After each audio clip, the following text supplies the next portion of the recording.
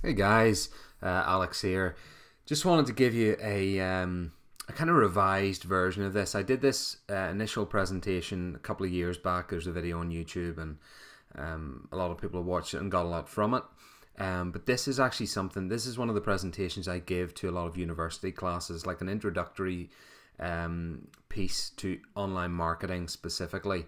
And I think it's a really important thing to have a good grounding in, because everything else, all your strategies and implementations and website processing and things like that, will all come down to the basics laid out in this lesson. Okay, so I just wanted to kind of revise it a little bit, shake it up. Also, maybe look at some examples of things. At each different section, each of the pillars, I want to show you something, so you can see in an easier to understand way what I mean by each of the individual strategies and key components. So this one is about the pillars of online marketing. These are the essential components required to succeed online. And the reason I give this out as a lesson is that these are the components, these are the individual tick boxes that we look at when we're developing strategies and websites for our individual private clients. So they are really important. They're actually things that we use day to day in identifying all the fundamentals of where a client's going with their website, what they need to do to achieve success, how we can help them get results. We'll go through each of these individual things with a client, and basically define a tailored strategy based on these. So that's why it's really important. I would really appreciate your attention here, and it'll help a lot as we move through different strategies and different lessons as we go. This individual lesson will help give you a great grounding to help support all of that kind of stuff. All right, so whenever I talk about online marketing, specifically the pillars, I mean these 5 different pillars, and each of them come in their own way back to 2 core words, and they are at the top of this screen. They are traffic and conversion.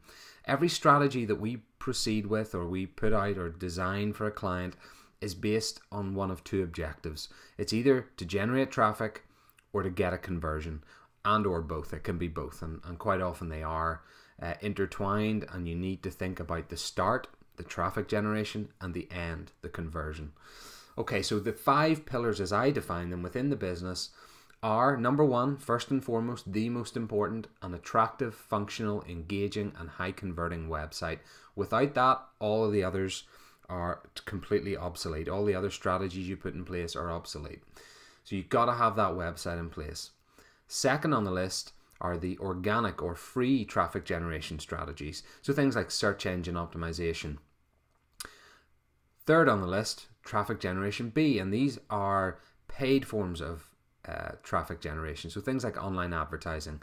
So if you run a Facebook campaign or a Google campaign or Instagram or YouTube or whatever it might be, those are online advertising platforms.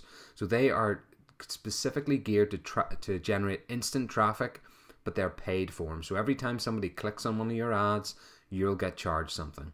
Okay, so that's the second type of traffic generation and third item on this list in terms of the pillars. Number 4, the fourth pillar, is email marketing. So a great way to communicate and build a loyal following and increase brand loyalty from that regard is to communicate with your subscribers or your clientele regularly with items of value. So email marketing is specifically geared for you. Send out email campaigns, and they can be either a single email or a sequence of emails, and you can automate those using the platforms that we'll show you later on. But email marketing just gives you a great opportunity to keep in touch with your client base or your prospects. It could be people who haven't bought from you, haven't contacted you just yet, but they've subscribed in some form to one of your email marketing lists. So they could have fallen onto a web page on your website where you've got an opt-in page, and they give you their email address in exchange for something, and that just gives you the opportunity to follow up with them over time, to create that relationship and nurture it, and then it gives you a better chance of being able to sell your product or service to them. So that's number 4, email marketing. Number 5 on the list then is social media. So of course a slightly more recent emergence in terms of social media and being able to use those platforms for your business. But again, a great way to communicate, to build brand loyalty, brand awareness, is to have a strategic presence on social media. And I'll discuss the pros and cons of each of these individual pillars as we go through this, and I'll show you examples. But I just want to lay out for you the different elements. So the fifth on the list is social media.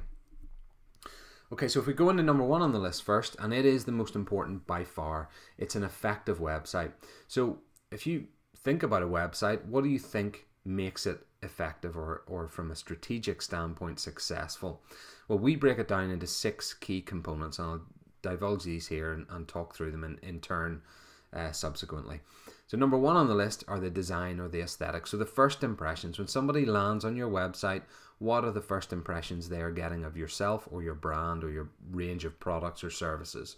And that's really important because it's the same with people. You only get that one shot to make a good first impression. So it's got to be aesthetically pleasing. The design has to match your brand and speak to it and help present your business in the best possible light.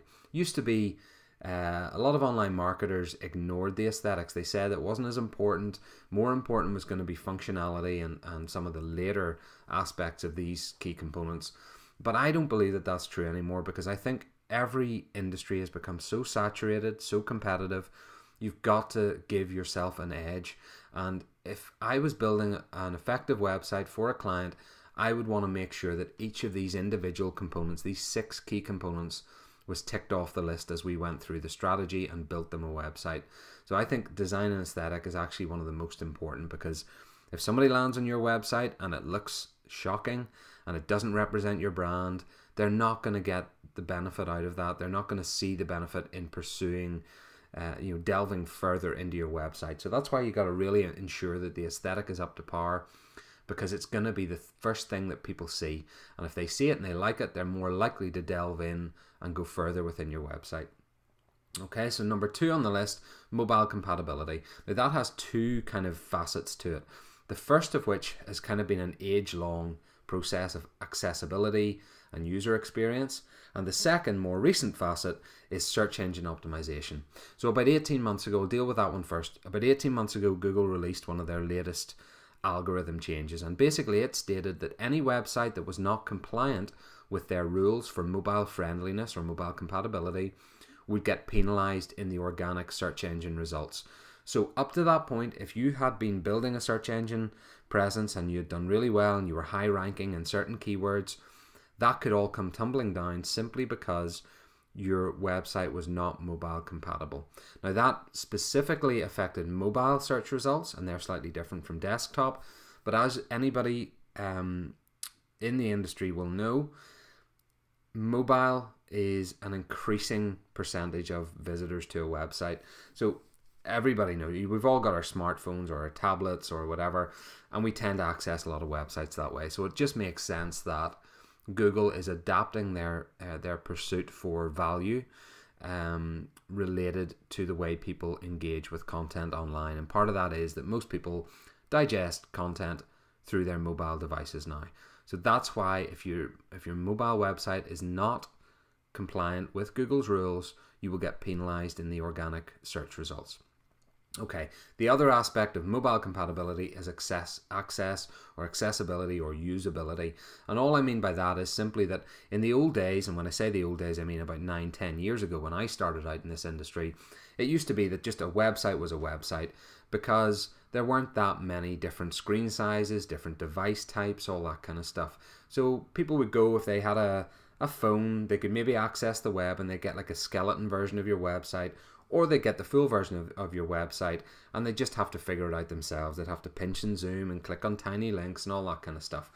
And over time, with the emergence of things like tablets and different screen sizes within mobile phones, different laptop sizes, desktop sizes, there became this kind of myriad of different screen sizes, different resolutions, and it meant that webmasters and website designers and programmers had to really attend to that, because people over time have also become a lot more fussy, a lot more picky, and a lot less patient when they're online. So if they come onto a website that is not mobile compatible and all you see is the full version of the website, which even on a say I've got a 5.5 inch iPhone screen here, it's going to appear tiny and cluttered and hard to navigate and all that kind of stuff, and that is going to turn people off.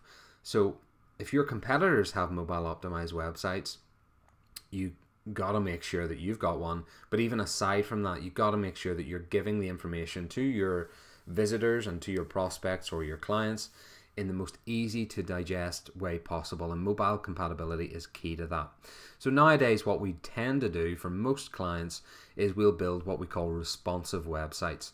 So if you're on a 27-inch Mac like I am recording this on now, they will get the full experience of the website. However, if I access it on my iPhone or my tablet or my laptop, which are smaller screens or different orientations of screens, I will get that website but reshuffled into the most optimized representation of the website and the content possible. So that all comes down to smart coding, smart user experience design, those types of things. But it is essential that when I or my visitors come to view my website, that they see all the information in the most optimized way possible. So what that means is larger images, larger buttons, larger links, larger, more legible text, better text spacing when it goes to mobile. All that kind of stuff plays into it, and those are things that you do need to attend to. Okay, so number 3 on the list, that's mobile compatibility out of the way. Number 3 then is functionality. And functionality, to my mind, is made up of 2 key strategies or 2 key design elements. The first of which is user experience or UX. And really, I mean, we can talk about fluffy terminologies and things like that, but really when it comes down to it, user experience relates to the experience that people have when they visit your website. And that I'll talk about that a little bit more in number 4, engagement on this list. But to do with functionality, it means that people can find the content they want to find, and then they can delve into it easily. UI, on the other hand, or user interface, is actually the interface or the mechanism, the menu systems, the structure of your website by which people can find the information they want to find and the information that you want them to find, which is quite an important distinction. Okay, so functionality, I'll deal with this. I'll show you examples of what makes a good functionality website. But functionality is key, because once people have landed on the website, they get the first impression, they get the aesthetic, they need to now find where they need to go or where they want to go, or the products they want to find or the services they want to find. And also then you need to define a strategy behind the scenes whereby you direct those people to the areas that you want them to find as well, which are going to be valuable. And that's the opportunity you get to raise engagement, number 4 on the list. Engagement just means, how are you going to entertain people when they come to your website? Are you going to give them video, audio, some sort of interactive experience? Is it going to be text content? Are you going to give them downloads? All of those types of things. You got to entertain people when they come to your website. You got to make them want to stay on your website, because the more they stay, the more it benefits you, the more it benefits them, the more likely they are to proceed and either buy from you or contact you or subscribe to your email list or whatever it might be, or follow your social platforms. But also the better it is for things like search engine optimization, because Google and a lot of those other search engines out there like Yahoo and Bing and so on, they recognize when people stay a long time on a website and click through to different pages and basically digest more and more content on the website. And that's why big websites, if you think of news websites like there's like Mashable and things like that, or big news websites, CNET, the reason they come up high in search rankings is because people spend a lot of time digesting content on their websites. They flit from video to article to review to specification sheets, all that kind of thing specific to those websites. And Google and the other search engines recognize that. They see that those people are spending a lot of time on those websites, and they reward those websites for giving their usership content of value. Okay, so it's really important that you get engagement down, because that is ultimately going to lead to the end success of your website. Number 5 on the list, and actually last in terms of the actual functional component of your website, I'll deal with metrics, number 6 on the list, slightly as a different component altogether. But conversion, number 5 on the list, is the end goal of any website or any website page. You want to convert somebody into a subscriber, a buyer, a follower, whatever it might be, but there's got to be some sort of conversion strategy on every single page within your website. If your website is just a page of text, you're going to fall short in terms of the conversion aspect. You're not going to get the call. You're not going to get as many email subscribers. You're not going to get as many followers. You're not going to get as many contact form submissions. All those types of things need to be strategized about to the point where you are allowing people and basically filtering them down and funneling them through a journey that ends in conversion. So conversion is most often made up of two different aspects. The first of which is calls to action, or a call to action, and the second of which is fulfillment mechanics. And all I really mean by that, when you see call to action, that sounds a little bit of an odd terminology, but if you go onto any good website, you will notice, and you'll be able to think of this offhand, you will notice things like buttons that say add to cart, get instant access, learn more, discover more, click here for something, whatever it might be.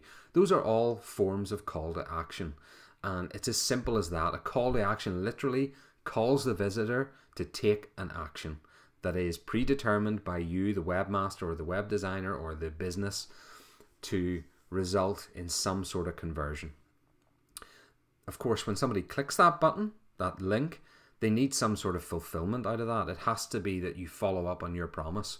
So if you say add to cart, click this button to add to cart, and they click that button, you got to make sure that that product gets added to the person's cart so they can check out and actually buy it. And you can imagine the disaster that would be if they click that button and nothing happened. And you've been on websites, I'm certain, in the past, when you click a button and nothing happens, what happens to your, psychologically, what happens to you? Frustration. You feel frustration. You keep clicking the button, it's not working, it's not working. You go out, you go in, back into the web page, you click again, it's not working. And what that does to you is that creates frustration and cognitive dissonance, and you're more likely to then bounce out of that website and go to another website that's going to sell you something or provide you with something similar but actually works. So that's really why you got to employ a really good fulfillment mechanic behind it, so that if somebody clicks the add to cart button, somebody clicks the subscribe now, somebody clicks the learn more button, the link, whatever it is, that it has to be fulfilled. The promise that you're giving them on the website must be fulfilled. And that really is the end of your journey on a website. The conversion element is the end of the kind of behavioral interaction between the visitor and your website. Behind the scenes then is a really, really important element, and it's something that other people won't see and a lot of businesses miss out on, but it's the metrics component. It's the analysis and adaptation. And the reason it's important is that it allows you to measure behavior, measure traffic. It allows you to discover the pages and components of pages which on your website are working and those which are not. And therefore it allows you to refine your strategy, to implement new techniques, new fulfillment mechanics, new language, new content, to basically refine your website again further and further along as you proceed in your business. So I'll deal with each of these in turns, just to show you some examples. Design or aesthetics. This is a good example. If you go onto the Evernote website, now they'll have changed it since this. I viewed this was a couple of months ago, and they've actually changed it since. But this is a really nice aesthetic, because what it does is it lays out what the business is about or what the app is about, and it gives you a number of nice visuals or aesthetics to go along with that. So you'll see here, they've got the brand at the top left. They've got the smiling girl in the middle of the page, and so that's an engaging image. And then either side of her, they put in all these features of their product. So the fact that you can set calendar, that you can look at budgets, that you can business plan, that you can look at metrics, all that kind of stuff. And then over to the right of the page, they've just got very, very simple language, your life's work, for everything you'll do. Evernote is this workspace to get it done. And then they've got the call to action or the conversion button right there, the sign up now. It's the boldest piece on the page. It's the brightest color on the page. Sign up now is the conversion, the call to action button. Now there are other call to actions on this page, as you'll notice. There's the sign in button below the sign up now, if you're already a member. Up top then you've got the download button, which is just a white button with a grey outline. So it's not quite as prominent, and that is all strategized out. They've made the sign up now button the most prominent button on their homepage for a reason, and that's so that it pops, it stands out from the crowd, and it gets the click. That's the most important focus for them on that page. But aside from that, the overall aesthetic is really nice. You've got in the background, you've got this blurred cityscape with fields kind of image. You've got the attractive girl with the smile in the middle of the page. You've got your features of your product either side of that. Aesthetically, it's a nice website. Okay, functionality then, I can't think of a better functionality example than Amazon.com. And the reason being is they use so many different techniques to sell millions and millions of products to all sorts of different client types. And it's so well organized, because if you look at this website and go onto Amazon, if you've got a membership, you'll know all this stuff already. But it's very easy to find what you need to find when you need to find it. And they have a number of different mechanics in the background working away at this, or mechanisms rather, not mechanics. But basically what happens is when you come onto Amazon.com, you'll have maybe a top banner of the latest offers. You'll see here where it says new and interesting finds. Then first and foremost at the top of the page, you've got the massive search bar, and that's where I find most of my things. I go to the search bar almost automatically and I'll type in what I'm looking for at that individual moment, and it will, the algorithms that Amazon have in the background to enhance their functionality are very, very accurate. So what you'll find is if you search for something that's kind of a little bit out there, or you're not sure what you're searching for, their algorithm, their system in the background, their fulfillment mechanic is very, very specific and very adept at giving you the right results for your search term. So that's one of the key components of functionality on this site. But also then they've got the whole categorization down. You can go down into your departments tab, the browsing history. If you've seen something recently you want to go back to, they've got the deals for today. They've got your own account list.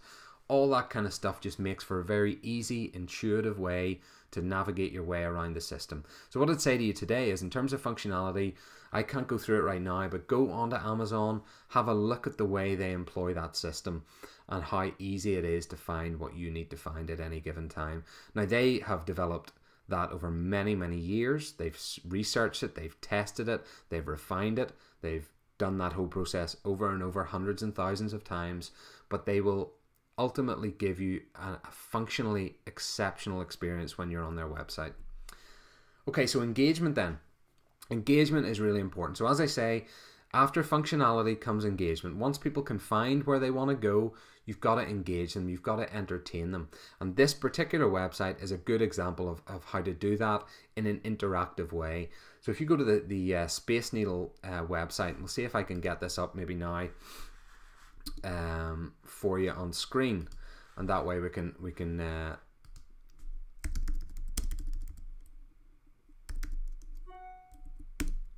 we go. Okay, so let's put this full screen so you can kind of see. This is the Space Needle website in Seattle. If I click in here, you'll see it's loading, but it gives me a statement. It says Space Needle starts here. And what you'll notice is they've got these little degrees of height as you go up, and you can basically use your scroller to move up, and you see all these little crosses that appear. It instructs you. You can click here whenever you see a jack call out in the screen. Click it to learn more. Well, that's kind of cool. There's one over here. Could click that. 41 seconds to the top at top speed. Okay, so it's all kind of just little bits of information. As you scroll up, then you'll find, you kind of go up the tower, and then you've got this little go button, so you can go way up. Whoa. Okay, so you're into the skyline here, and you're starting to see buildings and things that are of interest. It's just statements here, music, farmers market. It always has this little tab at the top at the left that shows you how high you're getting up as you scroll further and further, and then you can click go. Right, now suddenly we're on the skyline, so we can see all these things. As we click in, sports gives you a bit of information about Mount Rainier, gives you a bit of information about the ferries. You can basically see all these different components of the city laid out before your eyes. So if you're a tourist and you come across the Space Needle website, it's a very high engagement website. Look at that, isn't that cool, the way things are moving and all that kind of stuff. Now you're in the observatory right at the top of the Space Needle, and you can see different elements of the skyline again. So there it goes, the Sky City restaurant, make reservations button. Keeps it, the call to action, simple there, but also it's monetized, it's strategized to get bookings from this system. So that's quite a good website. If you want to just check that out, you'll be able to see that and see how it works, and you'll see the way it reshapes depending on how big the window is and how the text changes in size depending on how big the window is. That's all the responsive element we were talking about earlier. But all of that adds to a really good engagement within the website. So let's go back into our presentation here. I'll show you. So that was the example in terms of engagement. Conversion then, this is an old iteration of our website, but I'll just show you it quickly because it gives you an idea of conversion strategies. We'd seen that in not only the Space Needle website, but also the Evernote example, and then it's scattered throughout Amazon. So you'll notice all those different things: conversion, the calls to action, and the fulfillment mechanics I talked about earlier. Very, very important to the success of your website. On this particular landing page that we used to have on our website, you've basically got two calls to action. You've got the start your project now at the bottom right, and you've got log in at the top right. And those two calls to action are different because there are two different client types who would have come to our website at this time.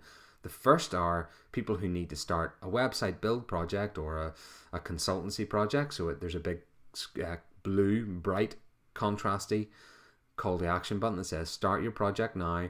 And then at the top is for people who have already been to the website, know where they need to go, and want to log in to see their training system. So that's what I mean by conversion. And you'll see it now, you'll start to see it emerge on different websites. You'll see all those call to action buttons, the conversion strategies now. Go to Amazon, go to Evernote, go to the Space Needle website, and you'll see them scattered throughout that. Go to our website, or my agency website, zenithonlinemarketing.co, and again, you'll see those buttons, you'll see those strategies in place and how they work, and the language that's used, the colors that are used, the size and shapes of buttons that are used. Those are all strategies for conversion.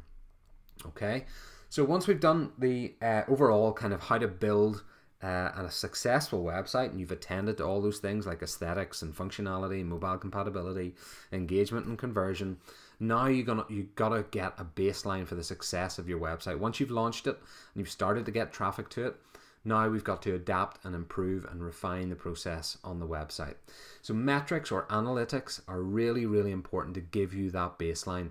They show you at their base level how many people have visited the website versus how many conversions, how many people have contacted you, how many people have proceeded with the conversion strategy or signed up to your email list or clicked through to your social platforms and followed you. All those kinds of things.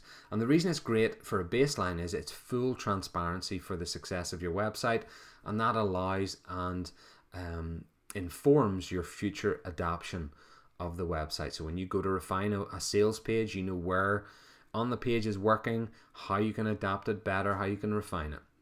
Now, Google Analytics is probably the best analytics package you can get in terms of just basically disseminating raw stats on your website. So it'll give you monthly stats, the geography of traffic sources, advertising performance, pages that are working and don't work. You'll be able to see user engagement.